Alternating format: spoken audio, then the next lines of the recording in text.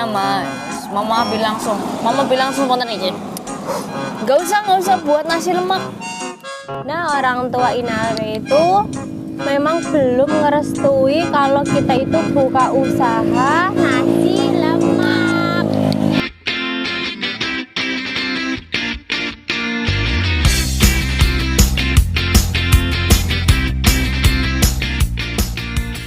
Assalamualaikum warahmatullahi wabarakatuh. Kembali lagi dengan saya Siti Zulaiha dan di samping saya itu ada Ina Alfia di channel Skenario Bodol. Oke, kali ini kita akan menjawab sebuah pertanyaan dari para subscriber dan pendukung setia channel Skenario Bodol ya Mbak Zul. Yaitu kenapa nggak buat nasi lemak, kapan buat nasi lemaknya gitu. Ya, jadi banyak banget pertanyaan. Mereka itu bertanya kapan kalian buka usaha nasi lemaknya. Kan dari dulu kita udah pernah mau buka, tapi sampai sekarang itu belum Buka ya. berjalan ya guys. Jadi memang di sini itu banyak kendalanya. Bukan kendala sih ya guys, ujian mungkin, ujian untuk sukses. Wit. Kenapa ujiannya itu apa? Kendalanya? Jadi kendalanya banyak banget. Untuk yang pertama ya guys, sewaktu kita balik dari Surabaya, terus kan kita cerita sama orang tua. Nah, orang tua Inalwe itu memang belum ngerestui kalau kita itu buka usaha nasi lemak. Jadi yang pertama memang belum ada restu dari orang tua kayak gitu kan. Kenapa orang tua maksudnya belum ngerestui kita buka usaha? Yang pertama, mama ngomong takut dagangannya nasi lemaknya nggak laku, jadi nggak payu ya guys, jadi nggak terjual. Dia berpikir seperti itu. Yang kedua, karena yang menjalankan kan cuma kita berdua, jadi dia takut kalau kita berdua itu kecapean dan akhirnya nanti kita sakit. Jadi mama nggak mau itu terjadi kayak gitu. Setelah berlangsung lama sama Ina Albia itu, mama dikasih nasihat. Betul itu. Jadi dikasih nasihat apa, Al? Awal mulanya kayak gini ya ceritanya. Ma, aku mau buat usaha nasi lemak kayak gitu ya.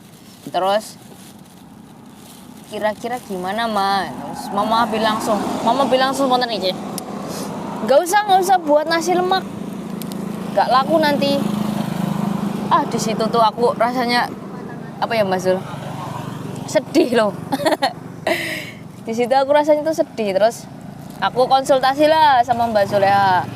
Gimana ya cara meyakinkan orang tua kalau makanan ini itu bakalan disukai oleh masyarakat Indonesia, terutama masyarakat di sekitar aku gitu. Terus akhirnya aku diskusi, terus aku sampai kasih tahu video-video seperti Kapten Ivanovic, Bang Ipul, Ika Ailesta, ya kan. Terus akhirnya mama terus mengakui kejujurannya. Kenapa sebegitu melarang kita untuk berjualan nasi lemak? Karena faktor pertama gitu, kita capek. Kadang-kadang kita buat konten tuh kemana-mana beruladul. Kemana ya Mbak? Ya jalan lah itu sampai pulang malam. Terus apa bisa ya, mama itu khawatir juga kalau kita terlalu letih gitu. Jadi mama melarang untuk kita berjualan itu sebab itu ya, bukan sebab atau faktor lain gitu. Terus yang kedua, aku pernah dibohongin sama mamaku. Ma, aku nanti mau buka nasi lemak di sini. Tuh. 3 kalinya mama buka suara. Jangan di sini, itu mahal. Sampai 5 juta. Apa iya 5 juta mahal banget, 5 juta sewa 1 tahunnya. Terus aku usut punya usut, ternyata hanya sewanya itu 3 juta. Terus aku bilang, sewanya 3 juta, bukan 5 juta. Mama bohongin aku, kenapa? Dan itu alasannya, karena mama nggak mau lihat kita itu terlalu letih gitu. Tapi akhirnya gimana Mbak Zul? Akhirnya gimana? Dan akhirnya sampai detik ini Mama membolehkan kita untuk buka usaha. Tapi memang aku ngomong sama Mama, maksudnya mau laku nggak laku kita memang dari nol. Kita cuma butuh restunya Mama. Kalau memang Mama ngerestui, insya Allah bakal ijabah dengan restu Mama kayak gitu. Itu alasan pertama ya guys, kenapa kita belum buka usaha nasi lemaknya. Dan untuk alasan keduanya, ternyata masih ada saut pautnya dengan restu orang tua guys. Ternyata di sini itu kalau nyari cabai kering itu susahnya minta ampun. Pertama, kalau semisal di tempatnya Ina Alfiah kan, ada pasar dekat sama rumah gitu kan. Ditanyalah, sini ada cabai kering? Nggak ada. Di sini itu ada beberapa pasar yang udah kita kunjungi, ternyata nggak ada yang namanya cabai kering. Adanya cabai memang kita mengeringkan sendiri, bahkan sampai ke pasar terbesarnya Ina Alfiah ya, Bokerto ya. Di situ pun nggak ada. Nggak sampai di situ aja ya guys. Juleka kan orangnya orang Kebumen, bukan orang Bokerto. Aku cari juga di pasarku lumayan besar di situ. Aku sampai tanya, misal nyari cabai kering itu ada nggak sih sebenarnya kayak gitu. Mereka ngomong kalau cabai kering ada, tapi memang sudah digiling. Jadi digiling, dimasukkan ke mesin, kayak ditumbuk kayak itu guys. Jadi udah kayak debu. Udah jadi bumbu tabur. Jadi bukan cabai kering lagi. Jadi mau nggak mau dari cabainya aja kita harus beli yang mentah, kita harus mengeringkan sendiri itu untuk cabenya. Nah, untuk yang ketiga ya guys, yang ketiga itu adalah yang namanya nasi lemak itu kan dominan sama yang namanya sambalnya ya. Sambalnya harus kayak gini. Sambalnya jauh beda dari sambal yang biasanya kita buat. Jadi sambalnya itu kita harus menggunakan terasi, dan kita sudah beberapa kali buat nasi lemak. Terus 2 kali apa 3 kali kita bikin pakai terasi yang berbeda-beda. Yang pertama kita pernah buat pakai terasi merek apalah gitu, tapi di situ terasinya itu kurang bersih ya guys. Kayak macam tulang-tulang itunya masih ada di terasinya. Jadi kata kasarnya itu ngeres, kotor mungkin ya, nggak bersih intinya kayak gitu. Yang kedua, kita pernah pakai terasi merek lain lagi. Di situ terasinya rasanya rada pahit, entah itu gimana ceritanya, tapi rada pahit. Jadi memang itu pengaruh banget sama yang namanya sambal. Itu kita udah 2 kali ya guys. Jadi sekarang kita mau nyari terasi yang benar-benar cocok, mungkin terasi yang menurut kita enak kayak gitu, karena kita nggak mau pakai terasi yang mungkin sering ganti-ganti, jadi nanti mempengaruhi rasa sambalnya. Betul itu. Untuk sambalnya, untuk terasinya ya guys. Oh iya, nanti dulu. Ingat nggak waktu apa ya, kita cari cabai kering itu sama pedagangnya itu ya guys, dikasih cabai yang sudah busuk dikeringkan, ya enggak? Pernah Ada kan? juga yang kayak gitu guys, makanya kita harus ekstra hati-hati. Tapi memang kalau semisal untuk amannya lagi, kita memang Mengeringkan. beli yang basah biasa kayak gitu, langsung kita keringkan. Betul itu. Beli langsung banyak kayak gitu ya guys ya. Soalnya kan banyak yang ngomong dari warung atau kedai satu ke kedai yang lain, aku bilang gitu, maaf ada cabai kering apa enggak itu? Oh enggak ada lah Neng, kalau mau cabai kering yang keringkan. Kalau cabai kering itu biasanya cabai busuk. Apa iya, aku bilang di hati kan, Kak, sebenarnya sih nggak semua cabai kering itu busuk ya, tapi kan opini orang itu kalau di sini kebanyakan cabai kering itu cabai busuk. Jadi yang busuk itu dikeringkan sama mereka. Ada yang seperti itu mereka. Tapi kalau kita sendiri, kita menghindari yang namanya cabai yang seperti itu ya guys. Kalau bisa memang kita mengeringkan sendiri, betul-betul mengeringkan sendiri. Oh iya betul. Kebetulan kan kalau semisal kita mau buka itu nanti ya habis lebaran. Dan nanti teman kita habis lebaran ada yang balik bulan 5, awal bulan 5 kayaknya. Betul. Kita mau nitip terasi sama dia. Jadi hari itu kita pernah pulang kampung, kita bawa terasi Terasinya Dari itu Malaysia? enak. Itu dari Selangor lah itu. Jadi kita beli terasi, Juleka kayaknya hari itu beli 10 deh. 10 terasi, Ina pun beli 10 dibawa balik ke kampung guys. Jadi besok kalau Mantul. misal kawannya kita balik, kita mau pesen kurang lebih 10 untuk mencari yang mungkin rasanya cocok ya guys. Jadi aku nunggu temenku dulu. Lanjut.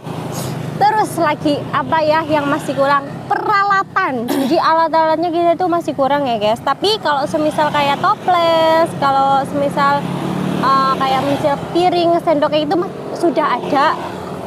Yang belum ada itu mungkin kita butuh gerobak ya guys. Gerobak itu apa coba? Kedai, kayak kedai berjalan itu.